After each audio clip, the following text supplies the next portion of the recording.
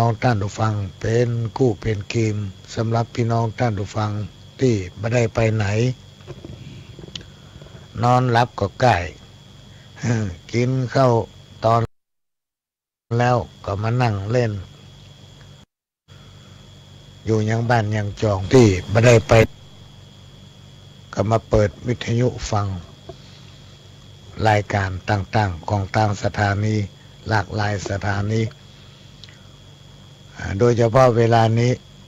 ตั้งแต่เวลานี้ไปจนถึงบ่าย3 โมงปหลวงก็มาเป็นกู้เป็นกีมพ่ออุ้ยแม่อุ้ยพ่อน้อยพ่อหนานครูบาอาจารย์เจ้าที่ว่างเว้นจากภารกิจต้องขอสุมาอภัยกับประธานอภัย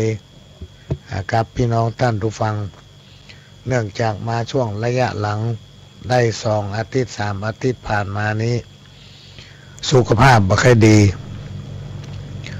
สุขภาพหาดีกินได้นอนหลับอ้วนท้วนดีแต่ว่ามันไปสายคอมพิวเตอร์เพิ่นบอก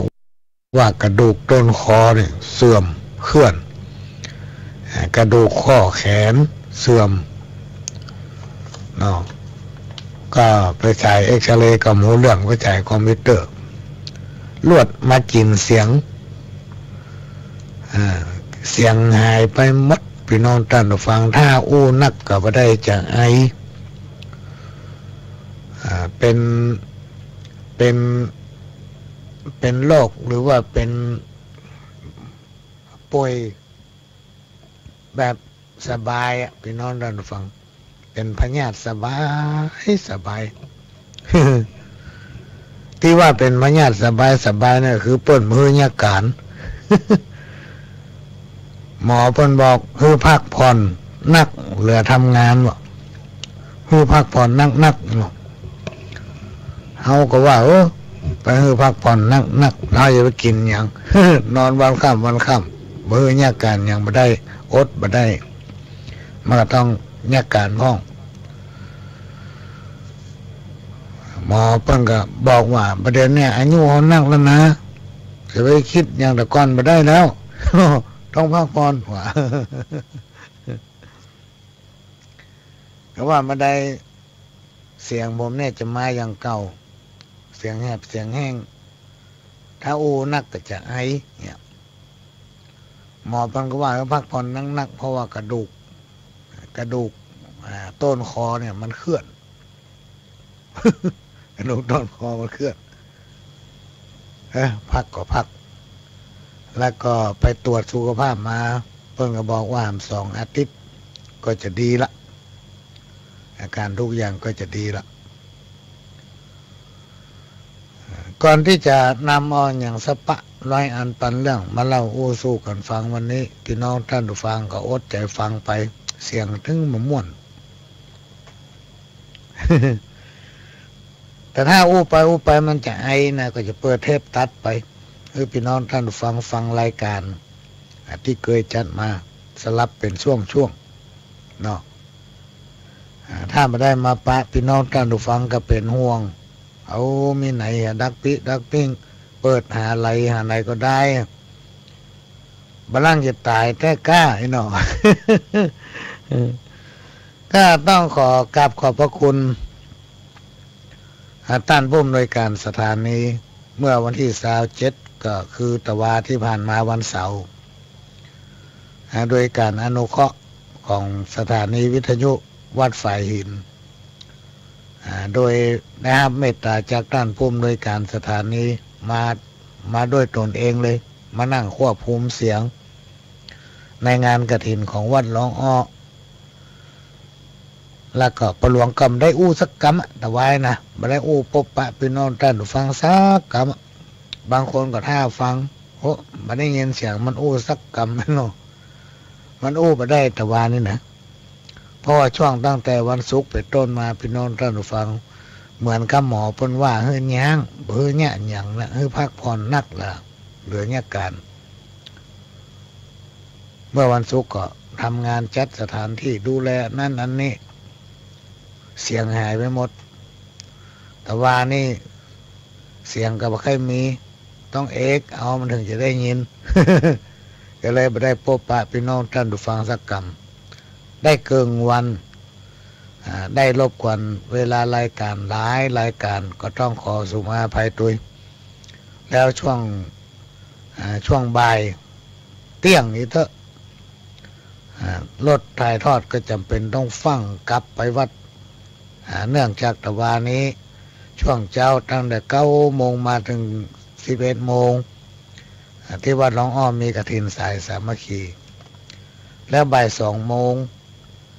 ที่วัดฝ่ายหินก็มีกฐินสามัคคีโดยคณะครูบาอาจารย์นักเรียนนักศึกษาและก็คณะบดีหลายฝ่ายหลายคณะด้วยกันในมหาลัยเชียงใหม่ได้ไปทอดกฐินที่วัดฝ่ายหินสิ่งที่ลืมบ่ได้พี่น้องท่านผู้ฟังต้องขอกราบขอบพระคุณกฐินสายของคุณป้อสะอาดคุณแม่รัตนาอินทจักรพร้อมกับคณะญาติพี่น้องและไก่แม่อุ้ยแต่วันนี้ลืมชื่อไปเหรอพ่อหลวงนี่มันเสียอย่างขี้ลืม ขี้ลืมขนาดพี่น้องท่านผู้ฟังคณะของคุณป้อสะอาดคุณแม่รัตนาอินทจักรพร้อมด้วยลูกเต้ามากันถึง2 คนเอาหลานมาตัวแล้วก็พี่น้องลูกหลานลูกเปิ้นที่ทำงานอยู่กรุงเทพก็ได้ฝากปัจจัยมาพาลูกพาเต้ามาพาพี่พาน้องมากันหลายคนตะวันนี้พี่น้องท่านผู้ฟังไอ้แม่อุ้ยแม่ป้าทำ3-4 คนคุณพ่อสะอาดแม่รัตนาอินทจักรบ้านสันสายน้อยการถนนต่อนี่เนาะได้ยอดของคุณต้นของคุณป้อ32,705 บาทต้องขออนุโมทนาบุญกับขอบพระคุณคุณป้อสะอาดคุณแม่รัตนาอินทจักรพร้อมกับลูกเต้าทุกคนหลานเหลนเนาะไล่ปล่อยแม่อีแม่4 คน 5 คนมาด้วยกันตะว่าที่วัดหลวงอ้อก็เอากันเป็นพี่เป็นน้องถ้าเขาไปใจพี่ใจน้องกันชาตินี้เขาจึงไม่ได้กินไม่ได้ทานไม่ได้พบได้ปะกันการที่เขาได้มากินข้าวร่วมกันได้มากินมาทานร่วมกันถือได้ว่าเขาเป็นพี่เป็นน้องกันมาตั้งแต่ในอดีตชาติปางก่อนในอดีตชาติปางก่อนนั้นเขาอาจจะเป็นพี่เป็นน้องพ่อหลวงอาจจะเป็นลูกเป็นหลานของอีพ่ออีแม่อย่างพ่อสะอาดแม่รัตนาเนี่ยเขาจึงได้เป็นพี่เป็นน้องกันแน่ตั้งแต่อดีตชาติก่อนมาชาตินี้เขาเลยมาปะมาพบกันถ้าว่ามีอันหยังที่จะให้พ่อหลวงสว่างบรรณาสว่างฮับใจเอิ้นหาได้เนยพ่อแม่ไม่ต้องเก่งใจคำว่าเก่งใจเนี่ยเอาขว้างห้ามมี เอิ้นมาเถอะทุกเวลาถ้าว่ามีเวลาว่างไปทันทีเลยอันใดที่สามารถช่วยได้ก็ช่วยทันทีเลยแต่ถ้าว่ามีภารกิจอยู่ต่างจังหวัดอยู่กรุงเทพอยู่หันอยู่นี่ส่วนมากมันจะไปหันไปนี่เนาะลูกก็เดือดเหมือนกันไอ้พ่อมันยักบอกว่ายักกับมันยัก ก็มันโดยหน้าที่พี่น้องท่านฟังที่จริงเอาเกษียณอายุจากการเป็นผู้ใหญ่บ้านแต่ว่าเปิ้ลก็ยังให้ดำรงตำแหน่งเป็นประธานเครือข่ายของทุนแม่ของบริษัทจังหวัดเชียงใหม่และก็8 จังหวัดภาคเหนืออยู่มือลาเตื้อคืออยู่ไปเรื่อยๆ ลูกเต้าก็เดือดหมอก็เดือดไม่ใช่ว่าการลูกหมอก็เดือดเขยรับติ๊กคือบนนอนรับติ๊กมันไปจะเป็นรับได้วันค่ำวันค่ำ และก็ขอกราบขอบพระคุณคุณโจเซฟคุณปี่ศิริลักษณ์ซ้ำชองคุณอ้อผู้จัดการหมู่บ้านดาโฟ บ้านเปิ้นอยู่ปูนหนองคายต้นจันทร์แล้วก็พี่อันชลีบ้านปูนสันสายบุญ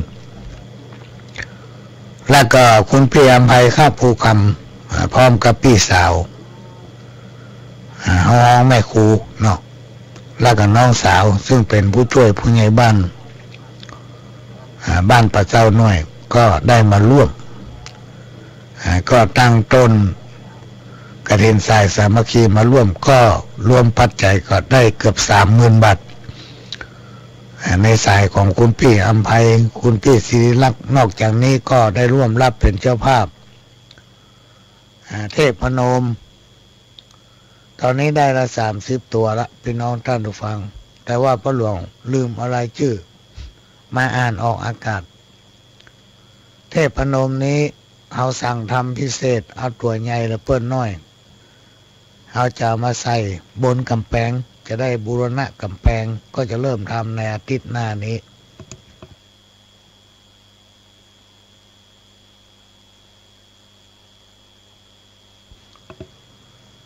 โถนละ800 บาทจะได้สลักชื่อใส่ไว้ที่ฐานของเทวดาตุยก็มีผู้ที่ฮับเป็นเจ้าภาพเจ้าสถาเป็นจำนวน30 กว่าท่านถึงคณะสายญาติธรรมคนที่ฮักและเคารพกันพี่น้องได้ร่วมกันตอนนี้เทพนมหรือว่าเทวดาซึ่งเราสั่งทำเป็นพิเศษเอาใหญ่หน่อยได้มาวางอยู่ที่หน้าพระวิหารของวัดเรียบร้อยพร้อมที่จะร่วมดำเนินการก็ต้องขอกราบขอบพระคุณพี่น้องที่ได้มาร่วมกันในงานทอดกฐินสายสามัคคีของวัดหลวงอ้อที่ผ่านมาตะวาที่หู้จักก็ดีบ่หู้จักก็ดีรวมไปถึงพี่น้องศรัทธาถึง3 หมู่บ้านประกอบด้วยบ้านตาลองขี้ควายคุณแม่นายละเอียดคุณเอียนไว้หรือว่าคุณนกเอี้ยงแล้วก็พี่น้องศรัทธาบ้านหมู่4ลองอ้อบ้านหมู่4นี่เปิ้นมี3ปอกแรกเปิ้นห้องว่าบ้านหนองป้อมบ้านหนองป้อมในชื่อมันบ่ได้ที่จริงมันบ่ใช่ป้อมบ้านมันยาวไปถึงวงแหวนรอบ3ปุ่น แต่ว่าชื่อเพิ่นว่าหนองป้อมบางคนฟังบ่เข้าใจมันถ้าจะต้อมล่ำน้อยเดียวหน่อยแต่บ้านมันยาวนี่เป็นในเขตปกครองของหมู่4บ้านร้องอ้อก็เขตปกครองของหมู่4พี่น้องบ้านสันนอกจากจะกินจะทานกฐินทรายสามัคคีแล้วยังแปลงโรงทานป้อมมีที่ตั้งที่ไว้ที่วางจนล้นวัดเลยโรงทานตะวานี้นอกจากนี้พี่น้องศรัทธา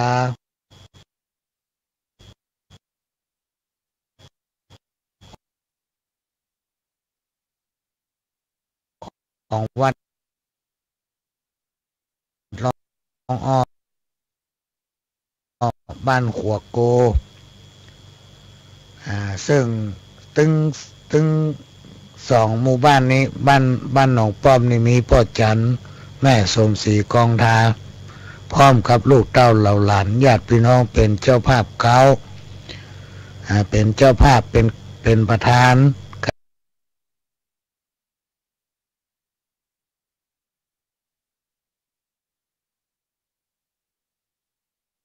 กฐินสายต้นหนึ่งเป็นเจ้าภาพใหญ่ในปีนี้ก็ได้ตั้งกฐินแห่แล้วก็บ้านหัวโกก็แม่ทองอินพร้อมตั้งต้นกฐินได้แห่มาเมื่อวันที่26ถึงวัดประมาณสัก3 ทุ่มคนหลายลูกเต้าเหล่าหลานญาติพี่น้องคณะศรัทธาถึง3 หมู่บ้านได้ร่วมกันเคลื่อนขบวน ต้นกฐินแห่มาเมื่อวันที่26ม่วนแท้ๆจนถึง11 โมงหรือว่า5 ทุ่มเมื่อคืนก็มาย่างกันน่าประทับใจในความเลื่อมใสในพระพุทธศาสนาในความสามัคคีช่วยกันทนุบำรุงศาสนาด้วยการสร้างศาสนาวัตถุให้ความมั่นคงในพระพุทธศาสนาอารามาธิปติหรือว่าวัดหลองอ้อเพื่อให้ลูกให้หลานได้หู้ได้หันได้สืบได้แตนได้ไหวได้สาฝีไม้ฝีมือที่เราได้ร่วมกันสร้างหลายสิ่งหลายอย่างที่มีในวัดหลองอ้อนอกจากจะมีศรัทธาในการบริจาคปัจจัยก็มีศรัทธาในการทำอาหารมากินร่วมทานร่วมกันทว่าโรงทานมีประมาณสัก200 โรงทานน่าจะมีแต่ละโรงทานทำอาหารอย่างดีมาร่วมกันทำให้พี่น้องศรัทธาพุทธบริษัทที่มาร่วมกินร่วมทานได้กินอิ่มหนำสำราญแล้วก็ยกย่องชมเชยว่าพี่น้องศรัทธาของวัดหลองอ้อเนี่ยกินล้ำว่ะเนี่ยกินล้ำนอกจากนั้นเสร็จการเสร็จงานพี่น้องศรัทธาถึง3 หมู่บ้านกลุ่มสตรีแม่บ้านกลุ่มผู้สูงวัยที่พอมีเวลาก็มาช่วยกันเก็บถ้วยเก็บช้อนช่วยกันปฏิบัติกวาดเพี้ยวเสร็จสิ้นหมดแต่ว่าแมลงนี้น่าประทับใจเป็นอย่างยิ่งทำให้ยอดกฐินถึงหมดได้เงินอยู่1,200,000 ปลายแต่น้ำปลายมันเนี่ยมันยังสรุปมาได้พี่น้องท่านฟังตอนนี้ไทยขึ้น30,000-40,000ละหมูเพราะว่าพี่น้องบ้านเฮาเนี่ยมันมีข้อจำกัดเรื่องเวลาบางพ่องวันเสาร์วันอาทิตย์เป็นก็ไม่ได้หยุดมันไม่ใช่งานราชการมันเป็นงานค้าขายเป็นงานฮับเหมาพ่องเป็นงานก่อสร้างพ่องเป็นงานไปนั่งกาดพ่องเนี่ยมันไม่ได้ย่างเสมอเหมือนกันเพราะฉะนั้นก็เลยมีการตานแบบตกค้างตานกันเรื่อยๆ ตานกันเรื่อยๆทางวัดก็จำเป็นต้องเอาอกเอาใจพี่น้องศรัทธาเพื่อให้สนองศรัทธาของเปิ้นให้เปิ้นได้ภูมิอกภูมิใจที่ได้กินได้ทานได้ขึ้นได้สร้างได้เงินอยู่ล้านปลายแล้วก็ตั้งแต่ประเดี๋ยวนี้เป็นต้นไปก็จะได้เตรียมความพร้อมในการจะฉลองปล่อยหลวงวัดหลองอ้อมีกำหนดการจะฉลองปล่อยหลวงโดยทางวัดได้มีการก่อสร้างศาลาบูรณะซ่อมแซมปรับภูมิทัศน์ศาลา2 หลังก็ใช้เงินไปเกือบล้านแล้วก็ได้ปรับ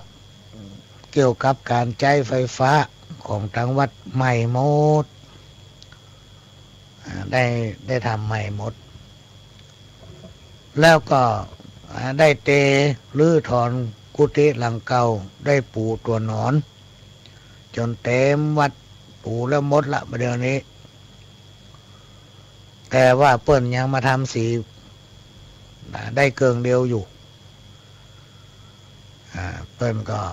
ได้มาปูตัวนอนเสร็จเรียบร้อยแล้วก็กำลังวางแผนจะสร้างห้องน้ำทำ7 ห้องปัจจัยก็เตรียมไว้พ้องละก็จะคาดไปบักกี่หมื่นพี่น้องท่านผู้ฟังเพราะห้องน้ำจะใช้งบประมาณ300,000 ปลายท่านใดที่จะร่วม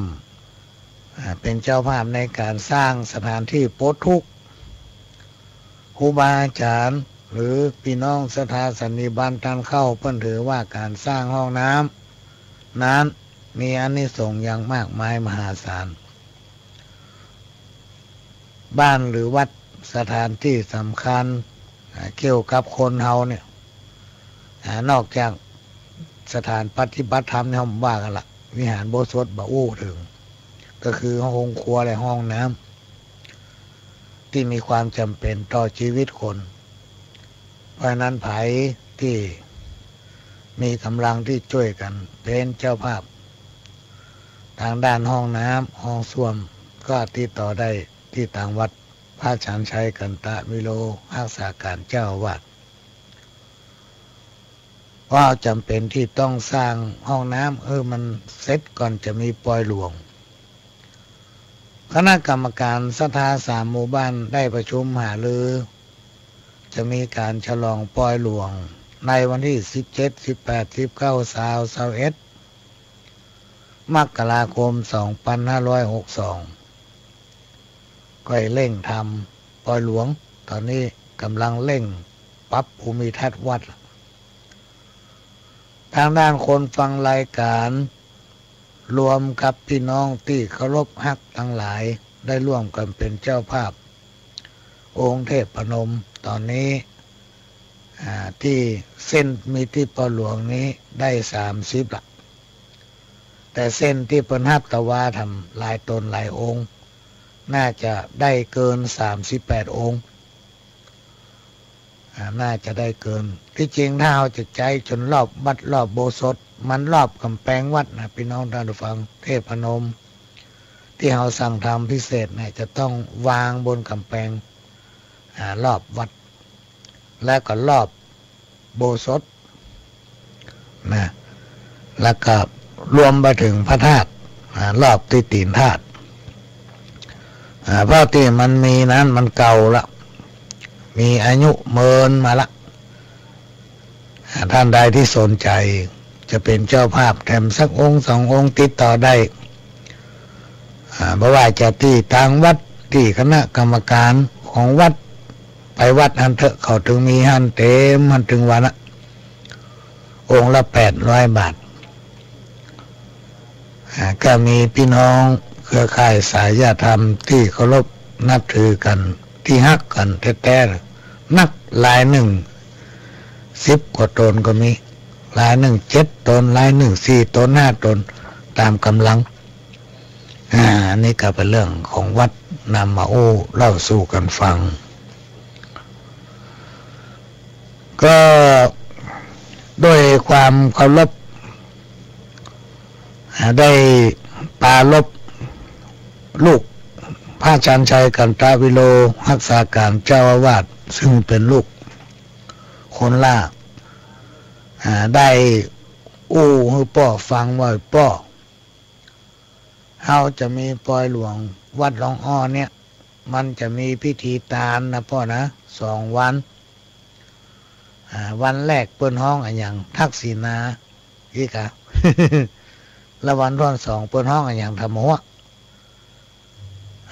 ให้พ่อฟังเนี่ยเพื่อว่าลูกจะได้นิมนต์ครูบาอาจารย์ปู่ป้าลุงอาวัดบ้านที่พ่อมา3 รูปเนาะดีกะลูกเอาวัดไหนพ่องเอาวัดพระครูพุทธิธรรมลักษณ์ตุลุงเทนวัดประไผ่เพิ่นเป็นเจ้าอาวาสวัดประไผ่บ่อทองเป็นเจ้าคณะตำบล2 ตำบลแม่ห้อยเงินกับตำบลแม่โป่ง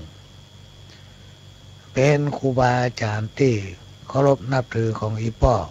น้องจะไปนิมนต์เพิ่นมานี่หรอกตามโตนเป็นปู่เป็นลุงละถึงมาได้ก็คือหลวงพ่อตุลุงบุญปันหลวงพ่อบุญปันบุญญาธรรมโมน้องก็จะไปนิมนต์เพิ่นมาทำวัดละมาได้เหมือนกันวัดใหม่มงคลชัยห้วยบอนลูกก็จะไปนิมนต์เพิ่นมา3 วัดพ่อพ่อฟังก็จะต้องนิมนต์พระเถระครูบาอาจารย์เจ้าถึงโมดกันหลาย10 ตนพี่น้องท่านผู้ฟัง 40มาร่วมอนุโมทนาบุญมาโปรดเมตตารับทายทานที่วัดหลวงอ้อ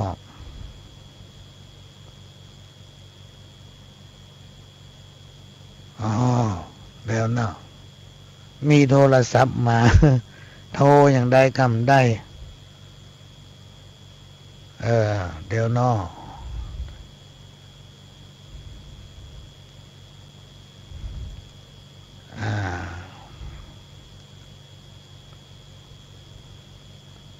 เดี๋ยวเนอะพี่น้องท่านผู้ฟังมีคนที่เคารพนับถือกันโทรมาหา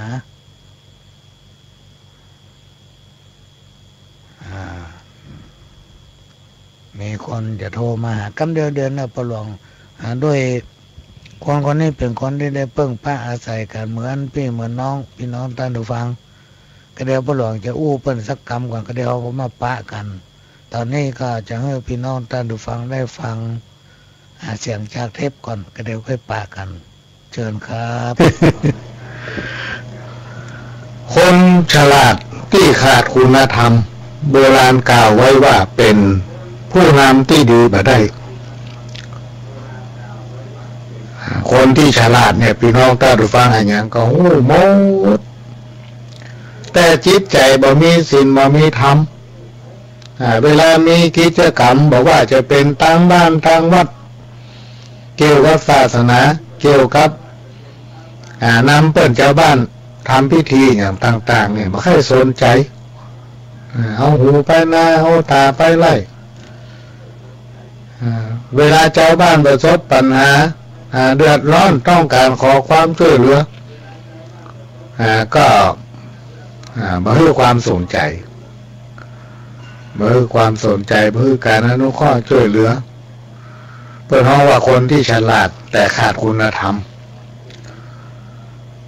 บ่เข้าวัดบ่เข้าวาคงเห็นกำไปการงานอะไรยังกำร่วมเปิ้นคนประเภทนี้เป็นผู้นำที่ดีบ่ได้ที่บ้านพ่อหลวงเนี่ยพี่น้องท่านผู้ฟังนี่แจ้เล่าขวัญบ้านตัวเก่านะเอาความจริงมาดอยสะเก็ดเนี่ยรวมไปถึงพี่น้องทางเชียงดาวเนี่ยพี่น้องท่านผู้ฟังลองไปพอเถอะผู้นำตั้งหลายบอกว่าจะเป็นพ่อแก่วัดอาจารย์กรรมการพ่อหลวงบ้านคณะกรรมการไฟอย่างทุกคนอะเรื่องแล้วแต่จะไปกองกันอยู่ที่วัดทั้งหมดเวลามีการมีงานเต็มวิหารปล้นงานโรงเรียนงานบ้านงานจอมก็จะมันยาการอยู่ที่นั่นเลยยาบ้านผมที่ดอยสะเก็ดเนี่ยไม่ใช่อู้อวดนายกนะบางทีถ้าเปิดปฏิภารกิจอย่างเอาไปที่ซ่อหานายกมีไหนนายกมีไหนปุ้นขนเก้าอี้ขนโต๊ะปุ้น ถ้าเปิดมีภารกิจอย่างหมู่ประหลวงต่อกันนั้นเต็มวิหารเต็มวัดครูบาอาจารย์พวกก็ม่วนใจเวลาถึงวาระที่ต้องมีการเลือกตั้งก็แบ่งโซนแบ่งหน้าที่กันบ่ได้พิษบ่ได้เถียงกันลงสมัครคนไหนลงก็ถึงได้หมดเพราะว่าเปิ้นเป็นผู้นำบ่ว่าจะทางวัดโรงเรียนทางบ้านทางจองก็คือการช่วยเหลือดูแลกันอยู่ตลอดโดยเฉพาะปน้อยปหนานี่เป็นผู้ที่มีจิตใจงดงามถ้าว่าบ้านไหนมีน้อยหนานั่งนักจิตใจเขาดีพี่น้องท่านผู้ฟังเพราะเป็นคนที่อยู่มากับวัดใหญ่น้อยกับวัดจิตใจงดงามบางนี้กระด้างกระเดืองเพราะคนที่อยู่วัดนี้จะถือว่าพี่น้อง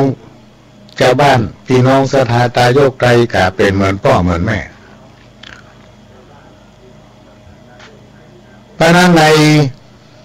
การโบราณที่บอกว่าคนที่ฉลาดแต่ขาดคุณธรรมเป็นผู้นำที่ดีไปได้ถ้า ถ้าบ่ทำความดีมีชีวิตอยู่กี่ร้อยปีหรือว่าอยู่ถึง100 ปีเนี่ยก็ไร้ค่า กี่ร้อยปีนี่ไม่ใช่อยู่100 ปีเนี่ยไร้ค่าให้ยุ่งยืนเกิดก่อนเปิ้นแต่ว่าเป็นคนใจแคบบ่สนใจหยังเอาหูไปนาเอาตาไปไล่อยู่กินบ่ทำประโยชน์ในสังคมชุมชนแม้แต่บ้านของตัวเองเนี่ยก็ปกครองกันบ่ได้บ่เป็นตัวอย่างให้ลูกให้หลานนะในครอบครัวของตัวเองได้แต่มายาตัวมันรอดเหรอเรื่องเขาเฮาไม่ยุ่งเรื่องเขาเฮาไม่ยุ่งไปเป็นผู้นำครอบครัวได้อย่างไรเนี่ยคนประเภทเนี้ยมันต้องมีอยู่ในสังคมชุมชนพี่น้องท่านผู้ฟังคนที่เปิ้นบอกว่ามีอายุจะเป็น100 ปีนะก็ไร้ค่าพ่อมาทำประโยชน์แม้แต่ฮือตนเองฮือคนอื่นนะมาเป็นคนดีของครอบครัวของตัวเก่าบางทีเป็นคนดีแต่บอกว่ายังไผแต่มันดีล่ำไป อันยังก็ถือว่าเป็นเรื่องของเขาหมดไม่ใช่เรื่องของเขานะก็เรื่องของเขานี่ก็เรื่องของเขาไม่ใช่เรื่องของเขาดักยำปากถึงเวลาก็กินแล้วก็นอน บัดตีเตินมาสร้างสอนใครสักคนคนอย่างนี้ก็มีประโยชน์พี่น้องได้หรือฟังอายุจะเท่าใดก็แล้วแต่จะเกิดมาเหมือนขนาดไหนก็แล้วแต่มันมีประโยชน์โอกาสที่ดีของคนเฮาขึ้นอยู่กับความสนใจคนเฮานี่มีโอกาสดีเหมือนกันกู้คนโชคดีเหมือนกันกู้คนมีวาสนาเจ้าตาดีเหมือนกันกู้คนแต่หลายๆอย่างเฮามองข้ามเฮาบ่สนใจบางอย่างเฮามองข้ามไปเฮาบ่สนใจเฮาก็เลยพลาดโอกาสนั้นถ้าเป็นคนฉลาดแต่ขาดการกระทำความดีขาดการเผยแพร่ขาดเมตตาขาดความโอบอ้อมนะนอกจากเราจะทำความดีแล้วพี่น้องท่านผู้ฟังเราไม่ใช่เป็นคนที่อยู่ในสังคมชุมชนคนเดียวได้เราไม่ใช่อยู่คนเดียวได้เท่าตายก็จะต้องมีกู้คิดจะต้องมีกู้ข้างจะต้องมีลูกมีหลานจะต้องมีพี่มีน้องจะต้องมีพ่อมีแม่มีครูบาอาจารย์เพราะฉะนั้นนอกจากเขาจะฉลาดเขาก็พยายามทำความดีงามคือเกิดขึ้นในสังคมเพื่อเป็นตัวอย่างให้ลูกหลานเขาก็จะได้อยู่ในสังคมที่ม่วนเต็มไปด้วยความเมตตากรุณาโอบอ้อมอารีสังคมไหนถ้ามีน้ำใจจริงใจต่อกันอยู่อย่างไรก็เป็นสุขแต่ถ้ามีคนฉลาดนักแต่หันแก่ตัวเนี่ยโบราณเพิ่นบอกอันนั้น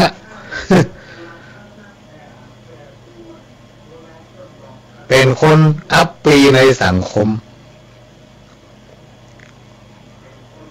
จะทำตนเองให้ดีเหมือนกับคนอื่นโบราณต้นกล่าวไว้ว่าให้ดูตัวเองพอตัวเก่าเสียก่อนบางท่านบางคนนี่หันเปิ้นทำดีแล้วก็จังเปิ้นบุญปากใส่เปิ้นหันเปิ้นทำความดีแทนที่จะเข้าไปส่งเสริมคนดีเมื่อเปิ้นทำดียิ่งขึ้นมันก็ครูบาอาจารย์เคยบอกว่าในสังคมไหนก็แล้วแต่ถ้ามีคนดีสัก 2-3 คนก็พยายามสร้างไปให้มันเป็น4เป็น5ให้มันเป็น10ให้มันเป็น20ถ้าสังคมไหนถ้ามีคนดีนักๆเนี่ยจะอยู่ม่วน อันใดที่บ่เข้าใจก็จะเกิดการเข้าใจเพราะมีคนดีในสังคมอันนี้เวลาหันเปิ้นทำความดีบุญปากเปิ้นจังเปิ้นและตัวเองก็ใครดีเหมือนเปิ้นเพราะนั้นเปิ้นเลยมีคำว่าถ้าไผจะทำตนเองให้ดีเหมือนกับคนอื่นโบราณกล่าวไว้ว่าฮื้อพ่อตัวเองฮื้อดีเสียก่อน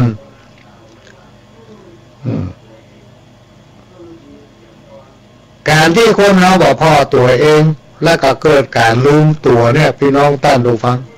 มันก็เลยเกิดความเดือดร้อนวุ่นวายละซ้ำละสายไปทุกข์ยอมยากเพราะคนเราลืมตัวกรรมเก่าที่เป็นบอกว่าคนใหญ่ลืมตัวมันน่ากลัวยิ่งกว่าละอ่อนดื้อละอ่อนดื้อเขาบอกมันยังฟังนะพี่น้องท่านผู้ฟังเราไม่แซ่แตบมันเห็นสักเตื้อสองเตื้อมันจำละเอาอายุขนาดปัจจุบันเนี่ยลองย้อนนึกไปสมัยเมื่อเขาเป็นละอ่อนเวลาไผว่าอย่างเขาจำนะฮอดวันนี้ป้าหลวงนี่ป้าหลวงจะจำเนอะพี่น้องท่านผู้ฟังตั้งแต่เป็นละอ่อนที่หูกำคนมาจนถึงวันนี้ป้าหลวงบอกเคยลืมอย่างสักจังจะจำไว้ในใจนี่มัด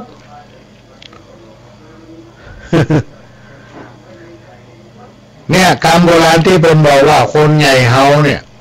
เวลามันลืมตัวมันลืมตัวเนี่ยมันน่ากลัวพี่น้องท่านผู้ฟังน่ากลัวยิ่งกว่าละอ่อนด้วยยิ่งถ้าคนฉลาดนักตะใดลืมตัวนักตะใดเนี่ยเป็นภัยต่อสังคมตนเองนักตานเพราะคนที่ฉลาดนี่มันไม่ยอมไผ่มันไม่ยอมลงหัวไผ่เอาไว้ตัวว่ายิ่งพื้นฐานของคนนั้นบ่มีศีลบ่มีธรรมซ้ำไปใหญ่เลยพี่น้องท่านผู้ฟังเพราะว่าทิฏฐิมันจะสูงทุกคนน่ะที่ประหลวงเคยอู้ครูบาอาจารย์เมื่อก่อนนำไปอู้ว่าทุกคนจะมีสันดานอยู่ในตัวมันกันทุกคนแต่ว่ามันจะอยู่ตื้นหรือว่าอยู่ลึกอยู่ที่พื้นฐานจิตใจของคนเขาอยู่ที่สภาพแวดล้อม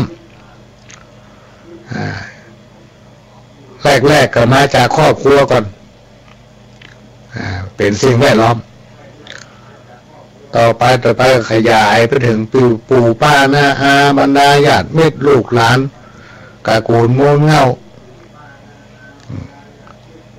เนี่ยเป็นว่าจะดูคนเนี่ยถ้าจะดูไผ่คนใดคนหนึ่งถ้าดูปวดใจก็คือพ่อมันถ้าคนนั้นคนนี้เกิดมาเป็นลูกแม่ยิงมีลูกแม่ยิงก็ต้องดูแม่ดูวิมันที่เป็นเปรียบผู้ฟังนี่เพราะว่ามันเป็นฐานของคนเป็นพื้นฐานของคนสันดอนพี่น้องท่านผู้ฟังสันดอนติมต้งนาให้สวนที่มันเป็นดอนเป็นเนินเฮาสามารถที่จะขุดจะเกตจะปับเพราะว่าจะใช้แรงเครื่องยนต์แรงกายของเขาเนี่ยใช้ขอบกจอบเนี่ยไปขุดเนี่ยถึงวันคำเดียวมันเตียงได้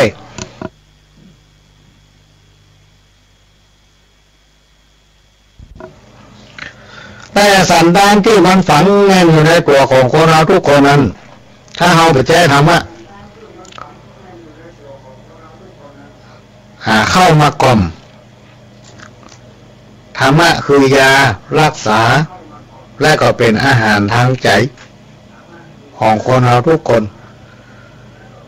จะต้องเอาเข้ามาเป็นฐานในการประกอบสัมมาอาชีพในการทำมาหากินประจำวันถ้าทุกคนอยู่ในสิ่งกินในธรรมคำว่าอยู่ในสิ่งกินในธรรมนี่ไปเจอกับว่ากินก็น้ำพริกดำกับผักแคบกับผักลวกใจ บางคนเข้าใจว่าอยู่ในสิ่งที่ไม่ทำจะต้องเข่งคัดขนาดนั่งภาวนาวันข้ามคืนรุ่งมาใจอยู่ในสิ่งที่ไม่ทำก็คือหนึ่งห้ามไปเบียดเบียนไผ่ห้ามไปว่าอย่างไผ่ธรรมดาคนเอานี่พี่น้องต้านดูฟังมันถึงว่ากันนั่นเพิ่นจะไปมีกรรมบอกเล่าจากครูบาอาจารย์จากพ่อน้อยพ่อนานมาตั้งเงินตั้งนั้นสมัยได้สมัยบอกแล้วคนบอกว่านินทากาเลเหมือนเทน้ำบอกอย่างน้อยก็ได้เหมือนเทน้ำมันก็ชอบช้ำเหมือนน้ำวิ่งมากี่ทีนมนุษย์เฮานี่เจอดินตรงนี้ประป้นกันนินทาแม้แต่พระเจ้านั่งกลางมีหานิ้วโน้นเป็นเล่าขวนนะโดนตัวเอาไปนินทาครูบาอาจารย์จะบอกว่าไก่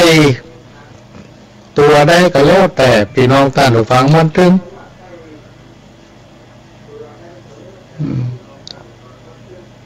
บอกคุยไปหาทางเปิ้นตรงคุยเข้าหาตัวเลยทีแต่มันถึงบอกคุยไปทางนั้น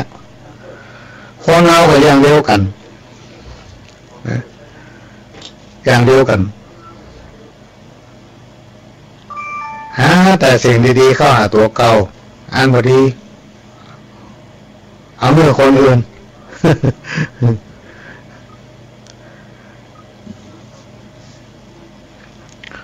กรรมเวลาอันคนดีไปไหนไผก็ตัก คนดีมีคนฮักไผก็สนคนดีแม้นตกอับก็ประจนคนดีแม้นจะอับจนก็มีกิน อันนี้เป็นกรรมโบราณที่ครูบาอาจารย์เพิ่มกล่าวไว้พี่น้องท่านผู้ฟัง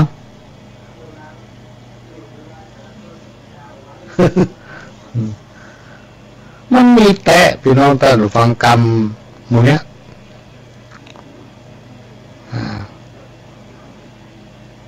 คนดีอยู่ที่ไหนพระท่านก็เห็น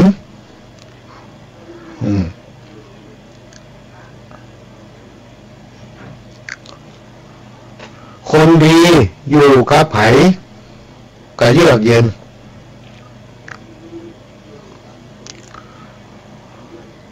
คนยินอยู่กับไผก็สบายใจ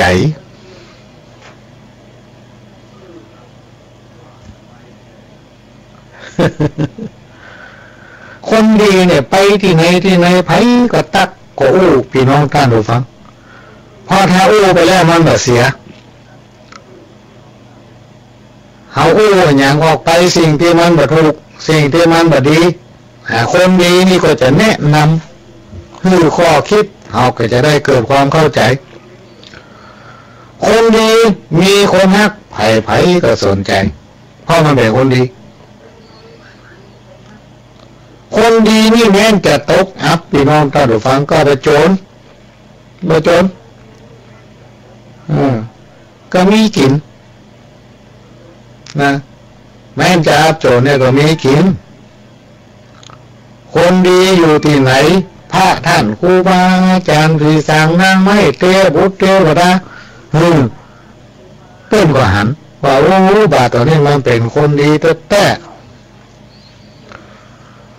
งานมันตกอับต้นเขาด้วยการอนุเคราะห์ช่วยเหลือ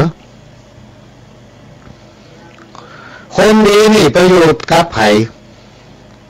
มันทำให้สถานที่อย่างนั้นเยือกเย็นไผ่ได้อยู่ตัวกับม่อนอกม่อนใจเพราะมันเป็นพิษเป็นภัยกับไผ่ได้อู้ได้จ่าได้นั่งอู้โดยก็มีความอบอุ่นสบายอกสบายใจเนี่ยถ้าบ้านไหนมีคนดีนักก็จะทำให้อยู่เย็นเป็นสุขเพราะฉะนั้นพี่น้องท่านผู้ฟังเป็นสิ่งที่พ่อหลวงและครูบาอาจารย์และก็ต่างสถานีที่พี่น้องท่านผู้ฟังรับฟังอยู่เนี่ยเอามาฝากว่าเราจะต้องช่วยกันสร้างคนดีช่วยกันสนับสนุน ให้คนดีเป็นคนดีและก็เพิ่มคนดีขึ้นเลยๆในสังคมชุมชนไม่ใช่ว่าถึงว่านี่มันมีคนบดีนะพี่น้องเดินฟังเป็นคนดีหมดมีนักหนาปาป้านคนดีนี่นักไปที่ไหนก็ปะแต่คนดีแต่ที่กำลังขาดอยู่ตอนนี้คือคนดีที่มีความเสียสละคนดีนักหนัดไปที่ไหนก็ปะทุกบ้านนะเป็นคนดีหมดแต่ความเสียสละของคนเขาเนี่ยมันไม่ค่อยมีพี่น้องท่านผู้ฟังมันหายากเกินแต่หายากเกินแต่ยิ่งสังคมผสมเนี่ยสังคมผสมอย่างบ้านปวดหลวงเนี่ยแต่ก่อนมีถ้าคนในหมู่บ้านเนี่ยอยู่อย่างมากก็มี65-66ครอบครัวต่อมาขยายมาก็มี95-96มาจนถึงวันนี้200ปลายเกือบ300ครอบครัวถามว่ามันมาจากไหนมันเป็นสังคมผสมพี่น้องท่านผู้ฟังมีถึงเจ๊กมีถึงฝรั่งมีถึงคนจีนมีถึงเมี่ยวมีถึงดีซอมีถึงคนไทยอะไรทำไมถึงภาคใต้ภาคกลางมีสภาพมาอยู่ผสมรวมกันแล้วแยกเป็นระดับเป็นครูบาอาจารย์เป็นข้าราชการทหารตำรวจมีอำนาจรวมไปถึงเจ้าบ้านธรรมดารวมไปถึงกรรมกรเพราะฉะนั้นในฐานะที่เราเป็นเจ้าบ้านเราเป็นเจ้าบ้านเป็นพื้นที่ของบ้านเราเนี่ยเราต้องทำให้เป็นตัวอย่างครับคนที่มันอยู่กับบ้านเราเพราะการโบราณที่เป็นบอกเข้าเมืองตาเลียวหูเลียวตาตัวเนี่ยแต่ถ้าเอาไปทำตัวเหมือนกับคนอื่นเนี่ยเหมือนกับเปิ้นที่ไปอยู่บ้านเราเวลาเปิ้นมีการมีงานเปิ้นห้องประชุมมันยังก็ไม่ค่อยไปหมายก็เอาไปอยู่บ้านเปิ้นเนี่ยเวลาเปิ้นมีการมีงานเขาก็ไม่ค่อยไปเพราะห้องเจอคนบ้านห้ามเนี่ยที่จริงการโบราณเปิ้นบอกอยู่ทางใดก็เอาไฟทางนั้นเข้าเมืองตาลูก็เขาอยู่ตาตัวอันใดที่มันบดีก็คือเว้นแต่เขาก็ยอมทำกันกลับไปเป็นตัวอย่างให้คนที่เข้ามาอยู่อาศัยในบ้านเราเพราะฉะนั้นเรื่องนี้มันสะท้อนไปถึงวิถี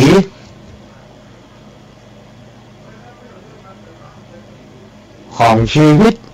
โดยเฉพาะวัฒนธรรมประเพณีจารีตหีบห้อยนี่มันเลยต้องมีการเพี้ยนไปมันจะมีการเพี้ยนเพราะอย่างว่าเป็นสังคมผสมคนหลากหลายวัฒนธรรมมาอยู่รวมกันจริงอยู่ในที่สุดมันก็ไปสู่ทางดีเหมือนกันหมดแต่มันไม่ถูกต้องตามที่ครูบาอาจารย์ตัวน้อยตัวนานพวกลูกแม่ป้าเปิ้นทำกันสืบตามมาจนถึงเขาเพราะฉะนั้นวัฒนธรรมประเพณีนี่เป็นสิ่งที่สำคัญพี่น้องท่านผู้ฟังที่เขาจะต้องนำสู่ลูกสู่หลานให้ได้เป็นจะได้ถึงต้องนำสู่ลูกสู่หลานเพราะว่าหีบห้อยประเพณีวัฒนธรรมสมัยปู่ย่าตายายเปิ้นนำปฏิบัติสืบตามมาถึงเขานั้นปรากฏว่ามันทำให้เปิ้นอยู่เจริญมีความเจริญรุ่งเรืองบอกว่าทั้งกายทั้งใจเปิ้นอยู่เย็นเป็นสุขโดยเฉพาะตั้งเหนือนี่ถ้าอู้ถึงประเทศไทยถ้าอู้ถึงภาคเหนือเนี่ยคนจะลั่งไหลกันมาเพราะเป็นดินแดนอารยธรรมคนตั้งเหนือนี่มีน้ำใจอัธยาศัยดีอู้ก็ม่วน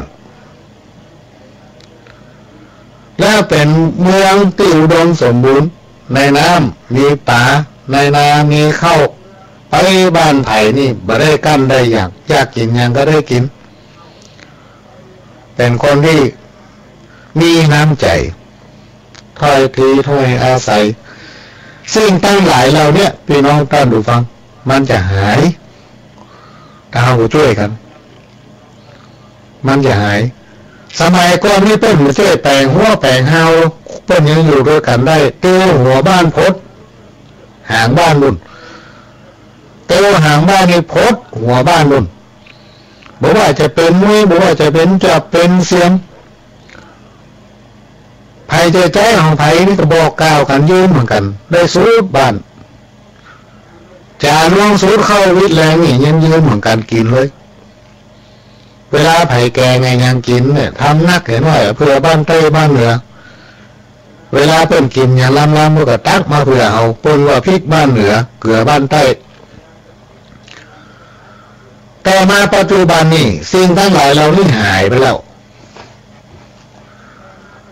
บ้านบางหลังนี่แต่งหัวคุงตีนแค่คาพุ่น ถ้าเข้าไปในประตูแล้วก็หายแซบละมหันละพออภัยมหันละถ้าอยู่ในบ้านแล้วยิ่งมาปัจจุบันเนี่ยเป็นสังคมไลน์เนี่ยสังคมอินเทอร์เน็ต ที่จริงมันดีถ้าเอาใจให้มีสาระมีประโยชน์ใจถูกที่มันก็เกิดความรู้รอบตัวรอบด้านการยุคการสมัยดีแต่ถ้าเอาใจบดีพี่น้องท่านฟังใจไปในทางบดีมันก็ดีนะแต่ความเข้าใจของคนเฮาเนี่ยพื้นฐานทางด้านจิตใจของคนเฮาเนี่ยมันบ่เท่ากันครูบาอาจารย์เพิ่งจะแยกจิตใจของคนเฮานี่มี3ระดับระดับต่ำระดับกลางระดับสูงหลายครูบาอาจารย์ของพ่อหลวงนี่สมัยที่ยังมีชีวิตอยู่เพิ่นอยู่จ่าจ้าเนาะ เวลาไปถามจ้ามีคนโทรไปแซวจะไปจ้าใส่เขาเนี่ยหยามนี่ก็เพิ่นถือว่าเพิ่นอายุนักละ60-70จะ80เพิ่นว่าจ้าใส่ลูกสลามใส่อ่อนน้อยตู้เอาตู้เฮ้ยตู้ลุงก็เคยบอกจ้าบางคนโทรไปว่าด่าไปจ้าใส่เขาที่หยังเปิ้นที่จริงเปิ้นบ่ล่ามโมโหบ่ล่ามโคตรหรือไผแต่มันได้ไปทึกจิตใจฝืนความรู้สึกเปิ้นเพราะว่าใจเฮานี่มีฟ้าคือจิตใจคนเฮาเนี่ยมันบ่เหมือนกันนะพี่น้องท่านผู้ฟังใจห้อยอยู่ที่เดียวกันทุกคนมีปากมีหูมีตาอย่างเดียวกันมีตีนมีมือกินได้เตียวได้ไปไหนก็ได้อย่างเดียวกันแต่ความ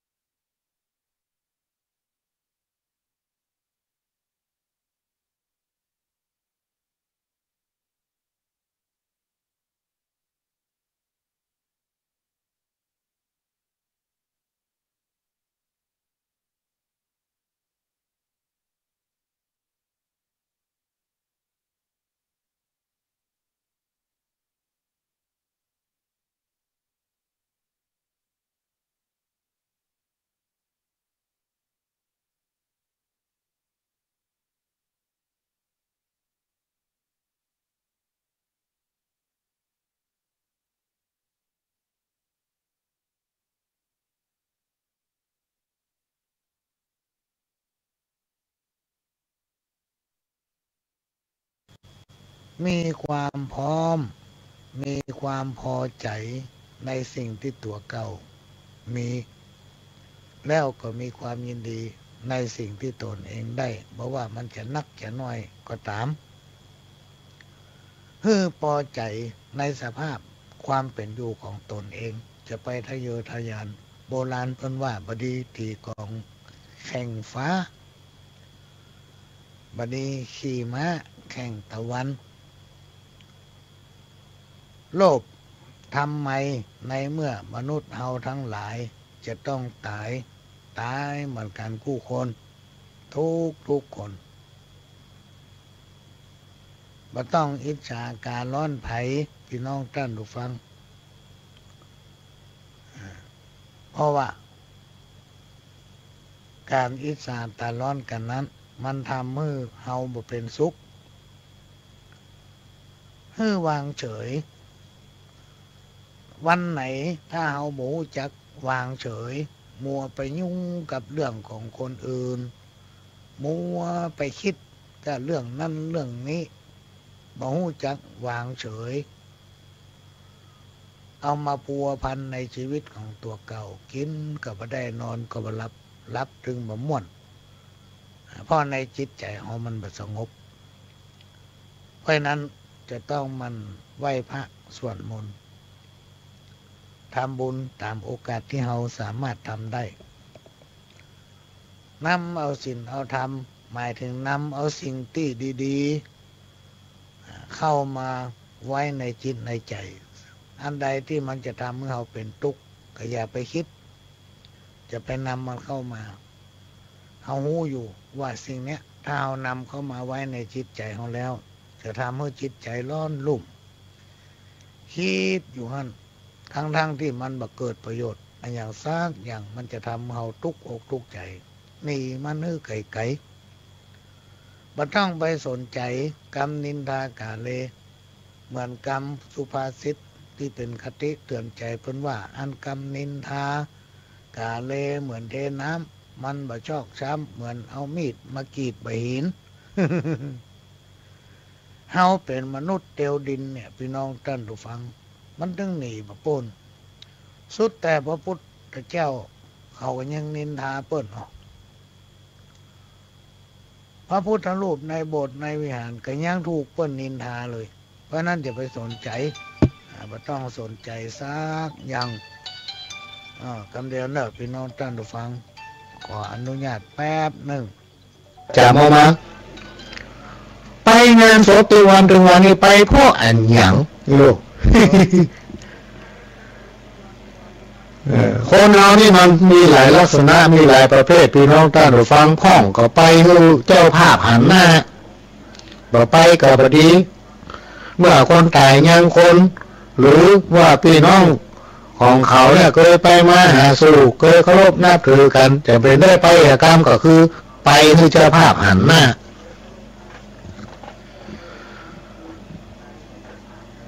บางคนไปนั่งท่ากินเหล้าโอ้เมื่อมันยังคนมันมากเหล้าบาดหัวที่ตายนี่นะเฮาเคยได้กินข้ามมันก็เคยได้กินข้ามเฮา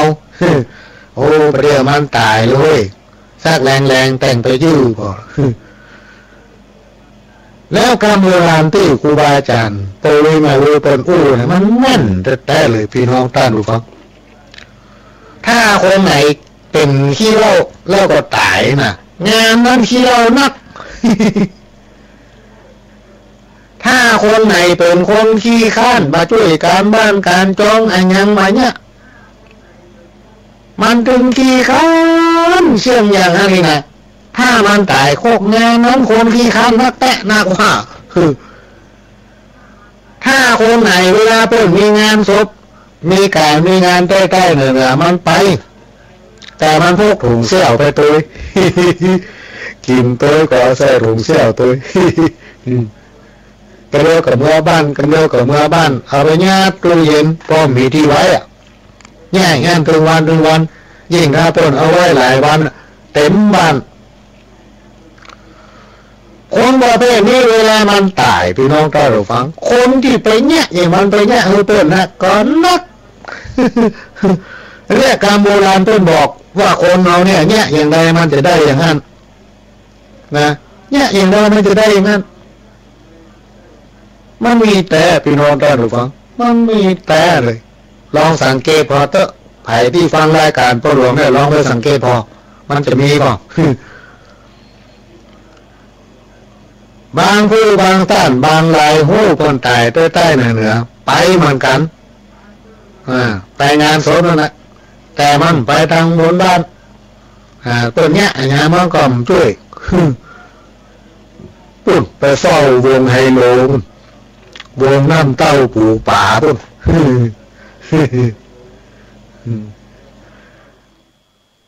พ่องก็ไปแต่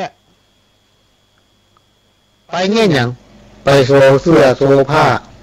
เสื้อตัวนี้ตัดร้านหันตัดที่หันไปซื้อที่ไม่ตัวตาตัวตาอีเป็นจะได้ต้องงามก่อนนุ่งม้วนเนี่ยเอาไปโชว์กันนะพ่องก็โชว์แหวนพ่องก็โชว์เล็ดคนสมัยโบราณเช่นพ่ออุ้ยแม่อุ้ยในพี่น้องตาดูฟังเปิ้นมีอย่างของดีๆเปิ้นเอาซ่อนไว้ก่อนเปิ้นเอาซ่อนไว้ยิ่งเป็นสตางค์แก้วแหวนเงินคำนี่เปิ้นเอาปกห่อเลี้ยวห่อแถมเอาบ่มในหลองเข้าพุ่นบ่มที่เขาเปลือกพุ่นกลัวคนอื่นหูกลัวคนอื่นหันกลัวเปิ้นมาขอยืมกลัวเปิ้นมาขอแบ่งกลัวเปิ้นมาลักเนียนมดเปิ้นเอาไปอวดกันลูกเดี๋ยวนี้มีการมีงานที่ไหนลองพอบางรายอย่างตู้ท้องเคลื่อนที่ บางเตื้อขี่รถขี่รางไปกาดขี่รถเคลื่อนขี่รถถีบแต่งคอกล่องกงตัวไอ้ลูกมือซอยห้อยตะล้นบางผู้บางท่านก็ไปท่าเอาบุญบางผู้บางท่านก็ไปอุดหนุนเจ้าภาพก็คือไปช่วยขาดเรือยังก็เลยการให้ลูกข้อช่วยเรือกันให้ห้อมตามกำลังช่วยการช่วยงานตามสติปัญญากำลังของตัวครูอาจารย์เพื่อจะบอกไว้ว่าถ้าเอามีสตางค์นะงานงั้นก็จ้างเนี่ยก็คือไปจะไปคิดว่าเอามีสตางค์แล้วเอาดึงไปถ้าวันเรามีตังค์เขาก็ช่วยเพิ่นตามกำลังของเขาบ่ใช่ว่าเขามี10 บาทเอาไปรู้เพิ่นเหตุถึง10 บาททำเพื่อตัวเขาเดือดร้อนถ้าเพิ่นถือว่าทำบุญตามกำลังถ้าเขามีสตางค์เนี่ยก็เอาเพลงเอาสมองเอาปัญญาเขาแล้วช่วยเพิ่นคนเฮานี่มันบ่ใช่โหไปเหวมดกูอย่างลูกพี่น้องท่านผู้ฟังบางอย่างโหก็มีบางอย่างโหก็มีเอาไผ่ที่สอนต้นดีๆมันมีเพื่อนของพ่อหลวงดำคนนึงไอ้หมอนั่นมันสอนดีขนาดมันโอ้โหเพื่อนพ่อหลวงคนนี้ตามันมาปลูกบะเต้าบะแตงปลูกผักกาดปลูกกะหล่ำแข้งแบบนั้นเขาพอไม่แย่ได้เลยคนนอนมันรู้บะเต้ากันพี่น้องท่านผู้ฟังบางผู้บางท่านเรียนเกษตรมาจบปริญญาแล้วปริญญาแถมได้เป็น2-3 ปริญญาแต่มันบ่เคยเนี่ยให้ใส่สวนบ่เคยไถนาบ่เคยหว่านข้าวมีบางท่านบางคนเป็นเนี่ยให้เนี่ยนาตั้งแต่น้อยมาถึงไงมีการถามกันลูกนาให้ภาษีหรือนา2-3ให้น้อยๆจะใส่ปุ๋ยขี้เม็ดปลูกข้าวกี่ต้นเนี่ยถามว่าอย่างไรคนนั้นมันรู้หมดเพราะมันเนี่ยมาตั้งแต่น้อยคนที่เรียนมานี่กลัวมันจะตอบได้มันเอาทฤษฎีหรอกมันเคยทำคนที่แบบนี้กับคนที่เดเนี่ยเนี่ยมันจะอู้ต่างกันนะพี่น้องท่านผู้ฟังมันจะอู้ต่างกันนักคนที่แบบนี้นะมันเอามาอู้เนี่ยมันอู้ดึงแม่นเพราะมันเคยเนี่ยไอ้คนที่เป็นเนี่ยแล้วเปิ้นเอามาอู้น่าแม่นมาเลยพ่อมันเคยเนี่ยอย่างไปลองตัวไปลองอู้ได้เนี่ยเพราะว่าเขาเคยอู้เขาเคยทำเขาสิ่งที่เขาทำมาอู้ไผ่ก็ต้องมาสอนว่าไปหลวงต้องอู้ไปสไตล์นี้อู้ไปในทางนี้อู้เรื่องอันนี้ไปในแนวนี้เขาอู้จ้างพอไปเจได้เนี่ยเขาจะอู้ในสิ่งที่เขาทำเนี่ยจะอู้ประสบการณ์ตัวเก่านี่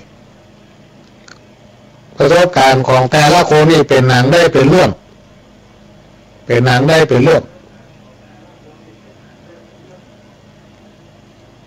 ชีวิตของแต่ละคนสภาพความเป็นอยู่ประสบการณ์ชีวิตก็แตกต่างกันไปการทำมาหากินพื้นฐานคุณภาพของคนก็แตกต่างกัน